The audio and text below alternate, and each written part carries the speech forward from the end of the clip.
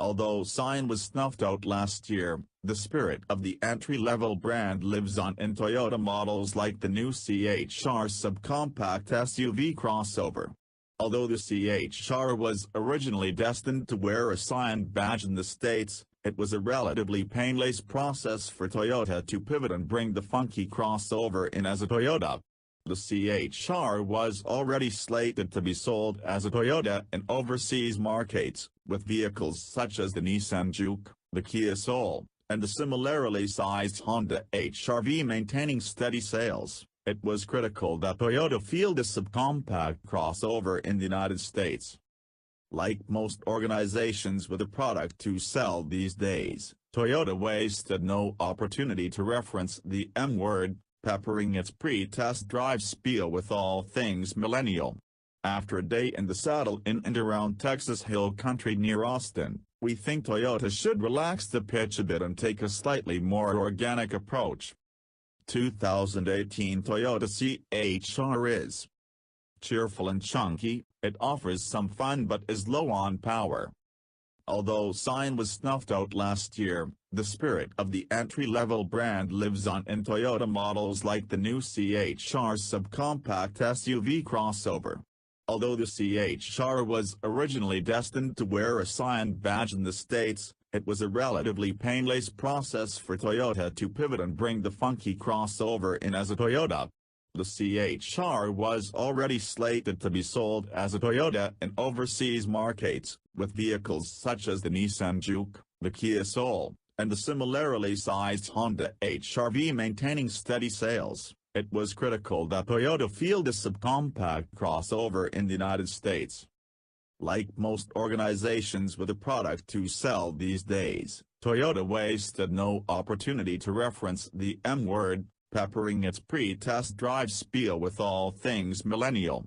After a day in the saddle in and around Texas Hill Country near Austin, we think Toyota should relax the pitch a bit and take a slightly more organic approach. In keeping with its Scion roots, the CHR's trim hierarchy is simple, with the XLE, $23,460, as the base model and the XLE Premium, $25,310, as, the base model with a few tech and appointment upgrades. Standard equipment includes cloth-trimmed front bucket seats with 6-way adjustability, a leather-wrapped steering wheel, Bluetooth, 1 USB port, an auto-dimming rear-view mirror with backup camera, and dual-zone automatic climate control. The XLE Premium gets heated front seats, an 8-way driver's seat, blind spot monitoring, rear cross-traffic alert, and proximity entry and start. Those spunky two-tone models with the white roof and side mirrors? Those are R-code CHRs, a treatment that is the sole available factory option in your choice of 3 colors, Blue Eclipse Metallic, Ruby Flare Pearl, and the R-code exclusive Radiant Green Mica. Simple, right? Here's where it gets funky. Due largely to its development under the Scion banner and that brand's weird radio head unit, Apple CarPlay, Android Auto, and navigation, no Scion ever had factory navigation, are not available on the CHR. For a small, affordable, and fashionable car marketed directly at millennials, these seem to be egregious omissions. That said, the Bluetooth works fine, and using your phone in a mount is a perfectly workable navigation solution. Also strange, the 8-way driver's seat is entirely manual in operation except for power-operated lumbar support, which is akin to fitting a vintage mechanical watch with battery-powered dial illumination. The interior quality suffices for a sub-$25K vehicle without feeling cut-rate or Spartan. There are hard, embossed plastic door panels, but they feel and look up to the task. While there appears to be no glove box, the lower dash conceals a tiny latch that opens a big storage bin. The door openings both front and rear are deceptively large, and we found enough adjustment to the front seats and the tilting and telescoping steering wheel for a pair of 6-foot-plus journalists to get comfortable, save for a little B-pillar intrusion on the wider of the two.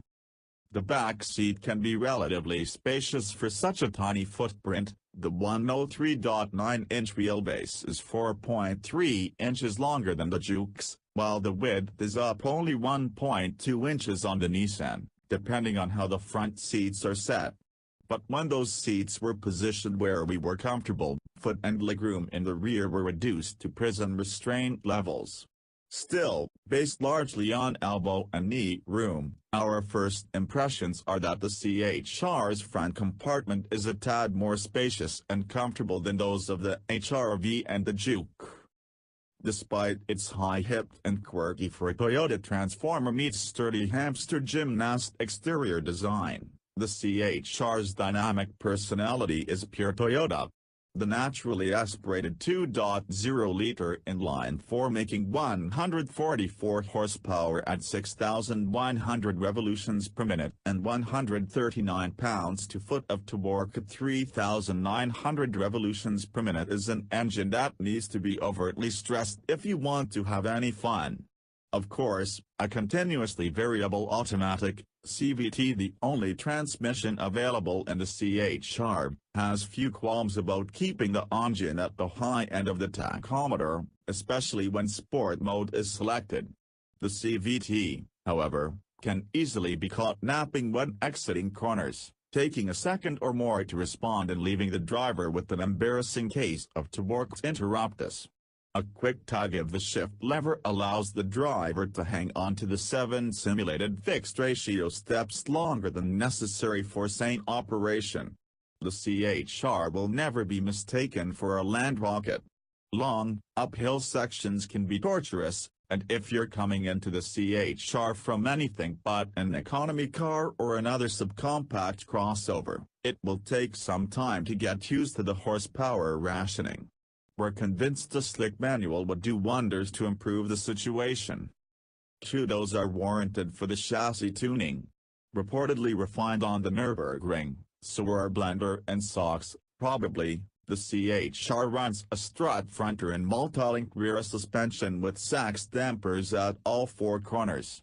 Impacts through the standard 18-inch wheels are nicely cushioned, and the setup is tuned so that body control doesn't loosen over broken pavement or go flabby in cornering, nor will the car attempt to take flight when cresting hills at speed.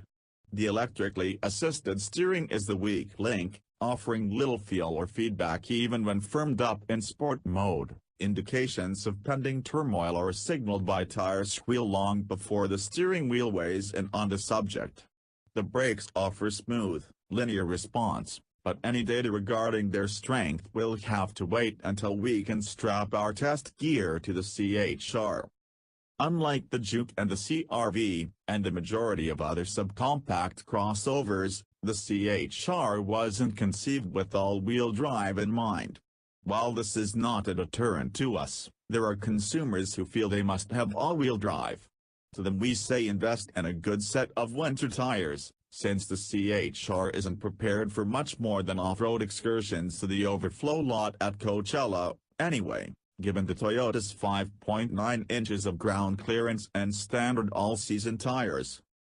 Toyota has big plans for the CHR, with hopes to sell 30,000 units by the end of 2017 and double that in 2018. Those looking for a funky alternative to the usual suspects, and not put off by the lack of Apple CarPlay, all-wheel drive, or factory navigation, will find the CHR at Toyota showrooms in April.